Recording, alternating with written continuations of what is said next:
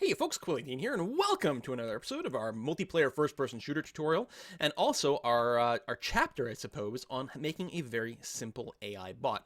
Last time around, we went and cleaned up some of our movement scripts, and then we went ahead and implemented a bot whose AI is simply to jump up and down in place. Honestly, better than the AI of some enemies in some games, I think. Let's go ahead and try to shoot him. I don't even know, I don't think he's got everything enabled. Oh, something went. I think we actually blew ourselves up. I think there was a weird glitch in there. I think it's because the bot doesn't probably have a network ID yet. We'll get to spawning the bot on the system a little bit better a little bit later. For now, what are we going to do? Okay, so I want the bot to be able to move around. So here's the thing. In some games, you might be able to create some sort of, I don't know, simple procedural system, or maybe just, think about World of Warcraft or other MMOs, for example, okay? Where the enemy in the game just sort of stands there and, maybe has a bit of a, wandering little animation, okay? And then what happens is when the player gets near, the enemy will then detect you and simply run directly towards the player. And after a certain point, we'll usually leash back. Well, there'll usually be a limit, and then it'll leash back to its spawn spot. So it sort of remembers its spawn spot, and then we'll kind of move around there. The problem with first-person shooter type games is that kind of behavior is not usually appropriate. What you usually want is you want to have your bot be able to wander around the world. And that is a pretty hard thing to program in sort of, I don't know, really and procedurally. Think about how do we get this bot over here to go and pick up a power-up on the other side of the map, for example, or to grab a flag, or do whatever kind of behavior that it might want to do. How does it do that without falling into the hole? Most first-person shooter multiplayer-y kind of games like this that involve having bots that behave like players will have bots follow waypoints around. So very much like we have our spawn spots all over. I do have labels for these, don't I? Yeah, right over here. Come on. Right over here. Much like we have these spawn spots scattered all over the map, what we're going to do is have waypoints scattered all over the map. Now, the spawn spots might actually be perfectly valid waypoints. We may, in fact, want to do just that. Actually, we probably want to do that. You know that in our spawning system, the way it works is it finds everything with the spawn spot script on it, right? Let's go ahead and take a look at our network manager and remind ourselves of how players spawn. Come on, MonoDevelop, you can do it. There we go. We'll embiggen that, and we'll search for spawn spot. So you can see here, we get a list of all the spawn spots in the game by finding every object that has a component of spawn spot. And in fact, what it does is it doesn't return the game objects, it returns every instance of the spawn spot component in the game. So then we have a list of all of them, and then when it comes time to spawn the player, we just pick one of those at random. So the waypoints are going to work in a very similar fashion. We're just going to create a bunch of objects that have a waypoint component. And actually, what I'm going to do is I'm going to go and select the prefab for the spawn spot. I'm going to add a waypoint component to all spawn spots. So spawn spots to start off with are going to be valid waypoints. And actually, I don't like the fact that we've got a spawn spot so far ahead in the map. Let's go ahead and pull these back somewhere like this. And actually, maybe I'll get rid of this one as well. We still only have spawn spots for one team so far, but we'll figure that out later on. So we've got that. Then what we'll do is we'll create a new prefab. So we're going to make we're going to create an empty. Actually, I think I'm going to duplicate the existing spawn spots because it's got some stuff about it I already like. We're going to name this one Waypoint. I'm going to drag that into my prefabs over here, so it'll create a new prefab. I'm going to grab this waypoint, pull it out over here. I'm then going to change the tag for it to maybe something like blue. There we go. We'll also remove the spawn spot script, so no one will spawn at waypoints, but they'll, just like spawn spots will also be waypoints, we'll just have these sort of naked waypoint objects. We're going to try to line them up with the ground, something like that. I'm going to duplicate another one over here. Actually, right at the top of the point. Actually, we're just going to start with 2. I think that'll be pretty good. Let's try to get that centered on there. Oh, there's a bend over here. You know what? Let me move this way because of reasons, which we'll explain later on. Do that. Okay. So our bot, all its behavior will be to walk from one waypoint to the other and then back. That'll be the start of our behavior. We can make it a little bit more sophisticated, but for now, that is going to be perfectly sufficient. So we've got that. So our bot behavior, we already have a bot movement script on there. Let's go ahead and pop that one open. Right now, again, it's not very smart. All it does is try to jump up and down. So instead of that, let's grab a list of all the waypoints. So just like in Network Manager, we have a list of spawn spots. We're going to have something very similar over here. Also, I get a lot of people bringing up problems over here. I think there's a lot of people who don't spell this correctly, or they don't capitalize the second S, or they're missing an S somewhere, so they have an S here, but they may have put an S there. All sorts of different things. Check your spelling based on what you have your script called, and check all your capitalization, your plurals, all that kind of stuff. So we have a class called Waypoint, and we're going to want this to be an array of waypoints that we can sort of walk around it. What we're going to want to do is populate it. Just like here we've got in the start, we've got GameObject.find objects of type. We're going to do the same thing here. We're going to have waypoints equals GameObject.find GameObjects of type, objects, the one with the S, which will return an array, waypoint. So it'll find us all the waypoint in the game. This is a bit of a slow operation because it's sort of got to check every object in the game and find each one of them. That's why we do it in start, to try to, you don't want to do this every frame. Not only that, why would we do this for every single bot? The list of waypoints is going to be the same, won't it? So let's make the waypoint list a static. This will be shared by all instances of the bot movement script. There will only be one instance of this waypoint array. And then that means that we will first check to see if it's null. It could be that there's another bot that's already started, that's already done the job of populating the waypoints for us. So if there are no waypoints in our list yet, let's go ahead and populate the list of waypoints. Good. Now what do we want to do? Well, we want to have our character walk to a waypoint. There's a lot you could do here. What kind of logic might you use for getting to a waypoint, for example? Maybe, an item pickup is also a valid waypoint. A lot of games will do that. Health kits will be waypoints.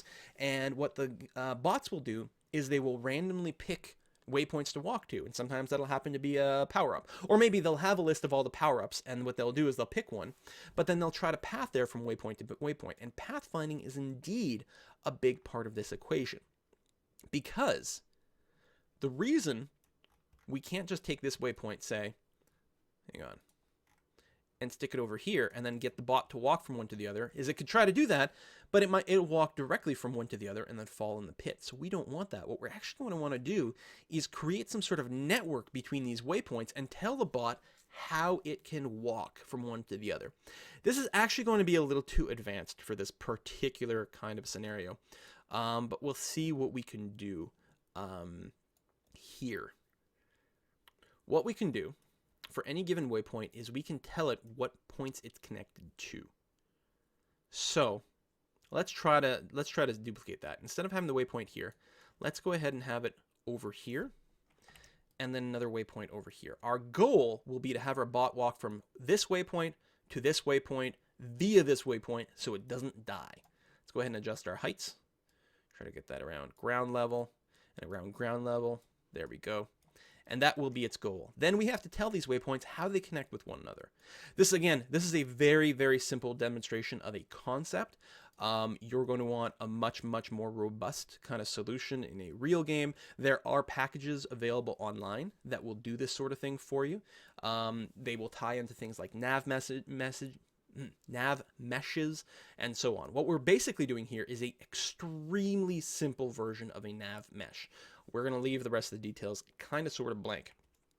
Well, we could use an actual nav mesh and find paths to closest waypoints, and we're gonna leave it off for now. We're going to maybe revisit this in the future with the proper navigation system, but for now we're going to leave this like so. So for each waypoint, what we actually want in the script is a list of connected waypoints. So let's make public waypoint, whoops. And this is a graph, so technically these are sort of edges, right? Or not with extra braces over there, but let's say connected waypoints. So, process, there we go. So we're going to grab our middle waypoint over here, and we're going to tell it that it's connected to the other two waypoints. Now the best way to do that is take, with this waypoint selected, lock the inspector. Now, no matter what you click on, you still have the inspector for this waypoint selected. That way, what I can do is I can click on this guy, drag this into the connected waypoints. Then I can click on this guy, just to be able to see which one it is in the list, drag that into the connected waypoints. And then I can unlock this inspector. And now if I check this waypoint, I can see it's connected to both those elements. And then this bad boy over here, let's do the same thing. Let's lock, select the middle waypoint over here, and then drag it into the connected waypoints. Then I'm going to unlock this, grab my last waypoint over here, and I'm going to do the same thing where I lock it, grab this waypoint, drag it in. There we go. So now all of these waypoints know who they're connected to. So now what a bot can do is at any given point, the bot can find out, hey, what's the closest waypoint to me? And then find out all the connections from that waypoint, and then just grab one of those waypoints, say at random, and walk to another waypoint, which is what we're going to do. It's not very sophisticated. There's no rhyme and reason as to why it might go to one waypoint or another.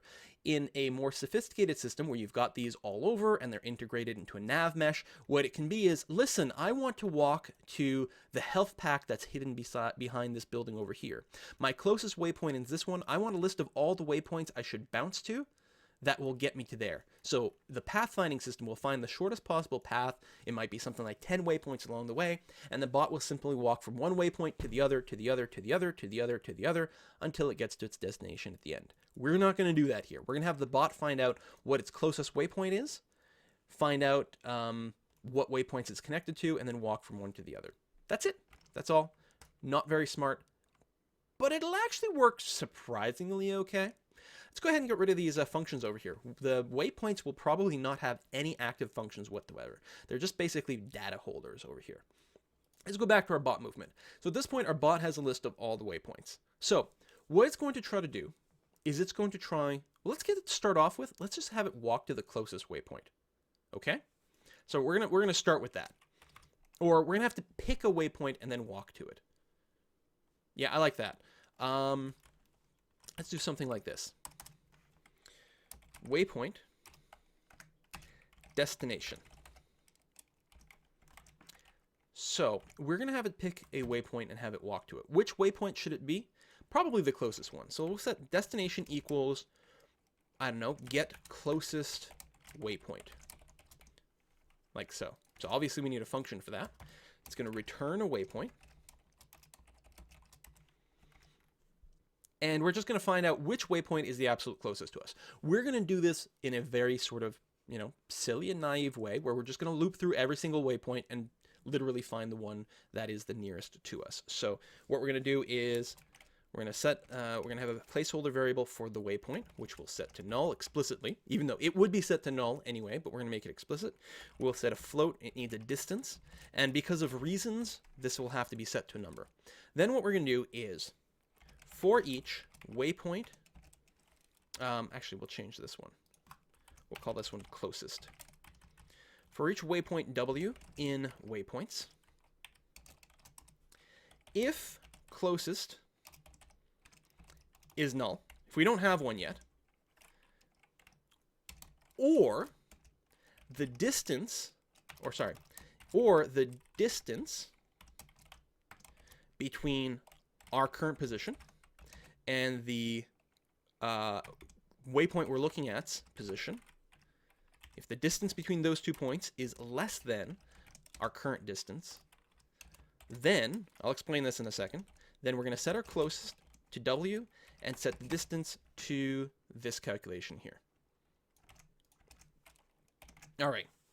The reason we have to explicitly set distance here is because even though this second part won't be checked if closest is null, C# will complain that we're doing a check with something that's not instantiated. So you got to set it to something. It doesn't matter what it is, like literally. Doesn't matter what our starting number is here, because we first check to see if closest is null. So basically, the very first waypoint we run into, closest will be null. So it'll check this. It'll say, yep, this is true. Doesn't even bother to check what the distance is. It just assumes to start off with the first waypoint we find in our list is the closest, we mark the distance. Then we keep looping between them. And at that point, closest is not null. So then we start checking the actual distances. If we find one that's closer to us, then we'll set that. So by the end of it, we know what our closest possible waypoint is. We'll return that. And then we're going to stuff that into our destination. Then what we want to do in our update, let's get rid of this is jumping thing. All we want to do is move towards our target.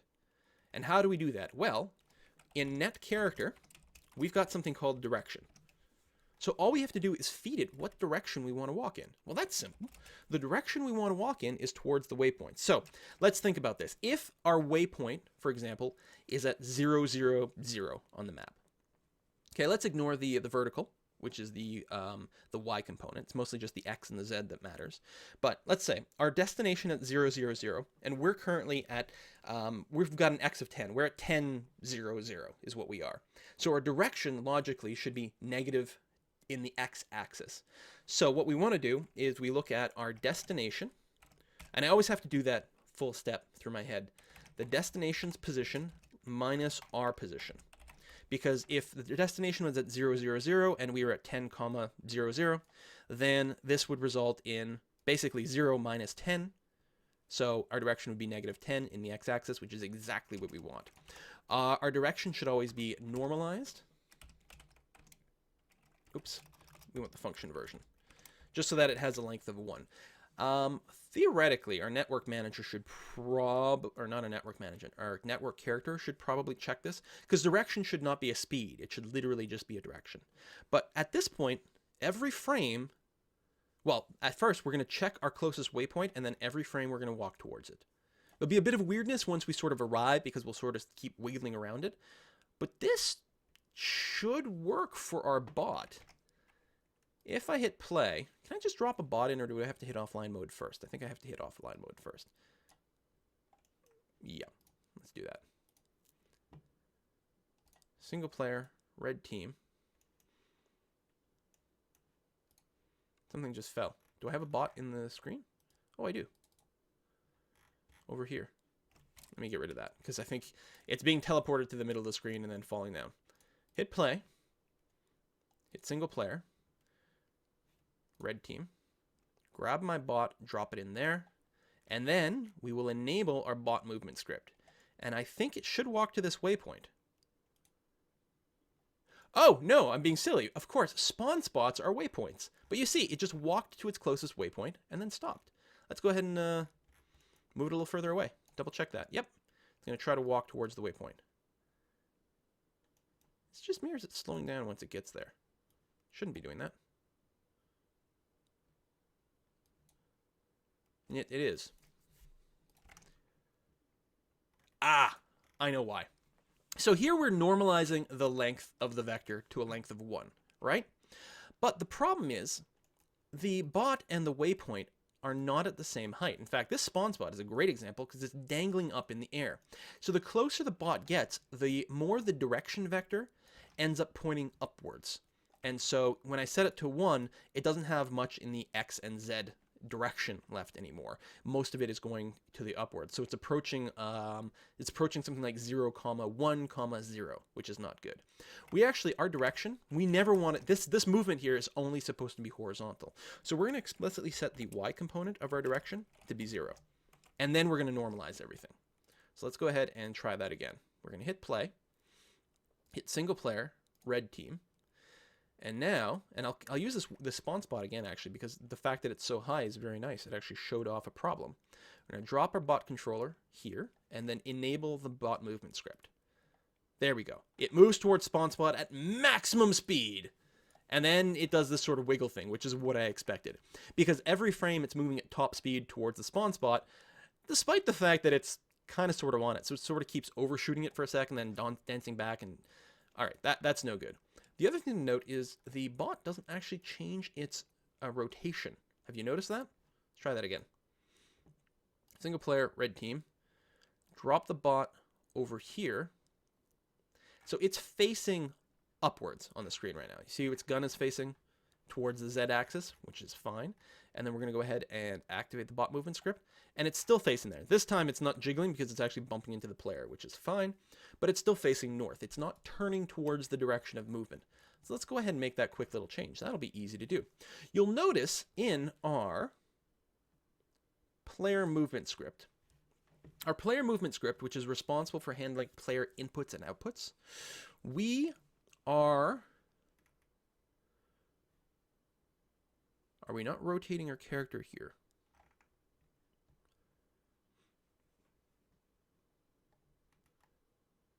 I'm confused. Set float speed. We set our direction based on our rotation. Where do we actually rotation? Oh, we have a mouse look, don't we? On our player. Let me see here. Player controller has a mouse look script, which is why the player rotates when you move the mouse around. And then when we hit forward, it just moves in the direction that it's facing. The bot controller doesn't have anything like that. Well, it actually has a mouse look script on it. Let's explicitly get rid of it because there shouldn't be a mouse look script on the bot controller. Okay, that's looking better, I think.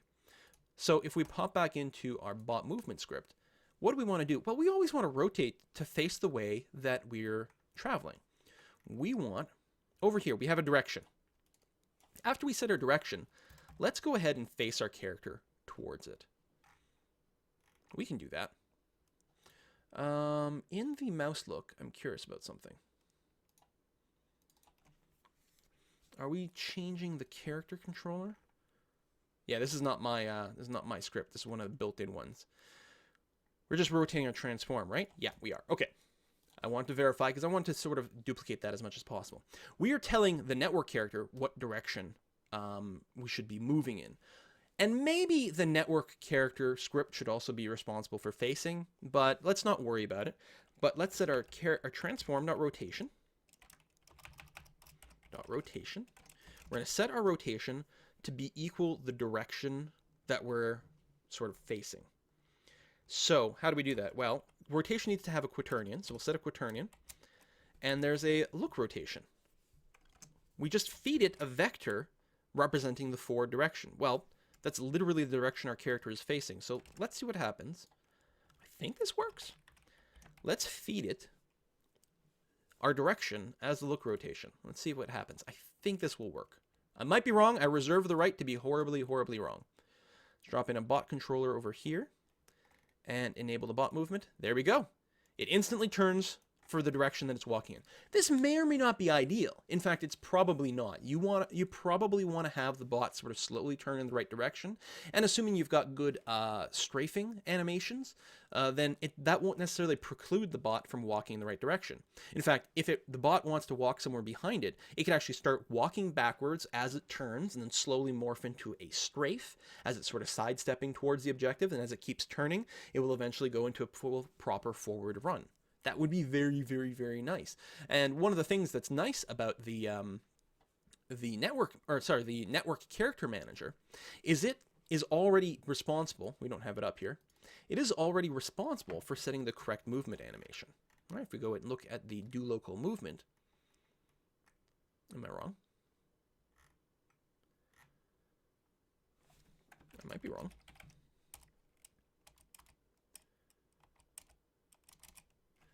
I think I am wrong. I think player movement is setting the animation. It is.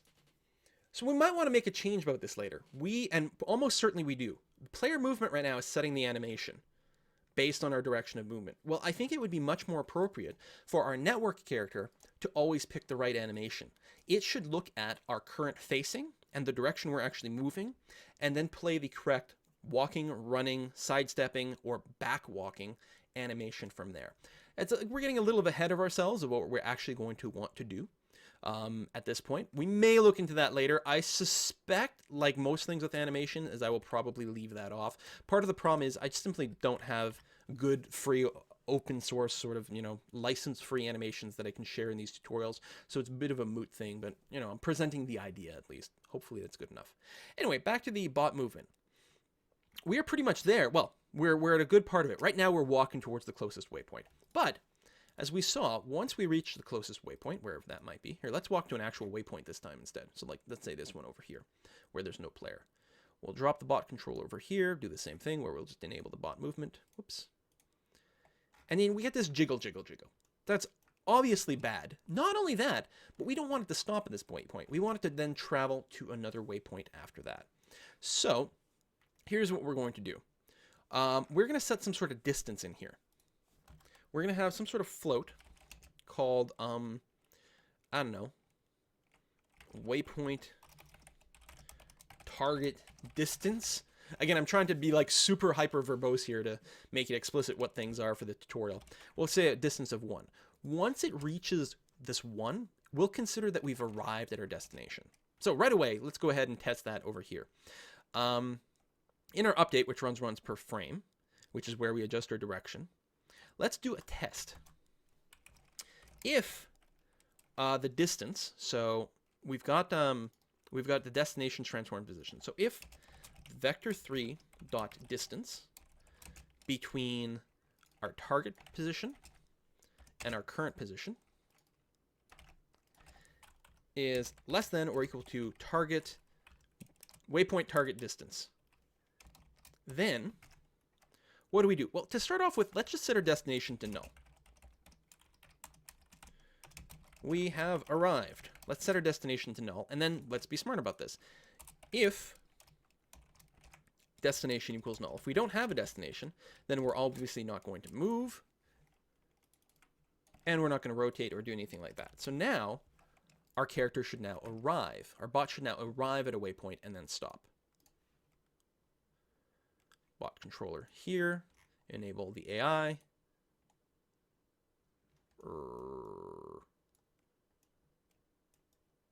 What?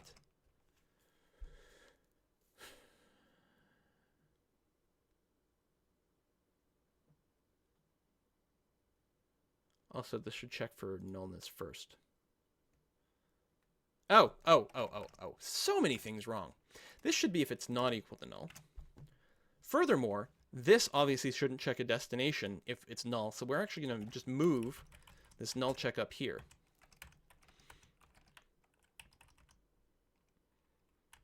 Actually, we might need 2 of them. Yeah, we will need 2 of them because of reasons which I will explain shortly. Okay. We have a destination. Let's check that. Let's check if we have arrived. We still have a destination. So let's move towards it. All right. Hit play. Do the same thing. Now that we've got our check proper. Let's go and move into top view again. Drop the bot controller over here. Enable the AI. We move towards it. And shoot straight through. Ah, right. Okay. The reason, I don't know if everyone's figured it out, is because we set the direction here, but the direction is not being cleared. That's an interesting question. Should the network manager clear the direction every frame? I'm not convinced that it should. So what we're going to do explicitly is else no destination, so let's just stop and be idle. Equals vector3 dot 0. There's lots of things we could do at this point. You know, we could play special animations to sort of like have the guy sort of crouch down a bit, look around. You know, he's got nowhere to go, but he's going to be on extra special guard. Maybe he'll be scratching his butt. Lots of different things we could do at that point. All right, let's try this one more time. This time for sure. Drop in the bot controller. Activate the AI. We walk to the waypoint, and then we stop when we're about 1 unit away from it. And then we're just going to sit there, not doing anything. Okay. Now, obviously, that is not what we want. When we arrive at our destination, we don't just want to set our destination to null. We want to find another destination. So what we're going to do with our very, very simple setup over here, okay, we are going to find another waypoint. So we've arrived. So what we're going to do is if waypoint, our current waypoint, oh, sorry, if destination, which is a waypoint, dot connected waypoints, not equals null, and destination dot connected waypoints dot length is greater than 0, then pick a connected waypoint. Else, waypoint isn't connected to anything, which is kind of a problem. We need proper nav mesh type stuff.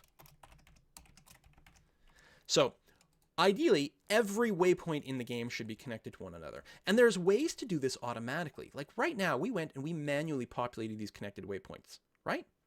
What we can do, and we may look at this sort of thing, rather than use, say, the built-in Unity nav mesh or any third-party nav mesh from there, we can manually hand place these waypoints as like, these are good places for bots to walk through.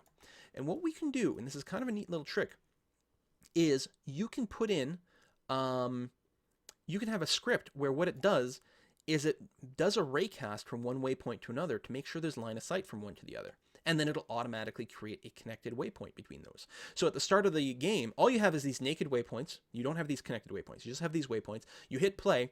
Every waypoint will do a raycast every other to figure out if they can see one another. And if so, then that becomes a valid connected waypoint. Now you might say, what about the gaps between here? Well, what you do is after you raycast from one another, you confirm that you can walk between, you have line of sight between them. Then what you do is you actually check, like you move, a couple of units between. You go, okay, we're going to go here. Is there ground below me? Yes. Is there ground below me? No. Oh, okay, so we're not going to allow this connection. And you check that for every one. So here it would be yes, yes, yes, yes. That's good. And then between these two, you go yes, yes, yes. Nope. Invalid waypoint, and then you don't have it connected. And then you don't have to hand massage this. It's actually not that hard to do, and we may do that here. Keep in mind, it's only one of like a bajillion different ways to create these sort of like navigation meshes, waypoint connections, pathfinding graphs, however you want to refer to this, that you can use for these bot-like games. And the problem is, there's no one-size-fits-all solution. It depends very much on what kind of game you're making and how exactly you want the bots to maneuver. But then at that point, you'll have hand position all the waypoints and like, these are good places for bots to walk through.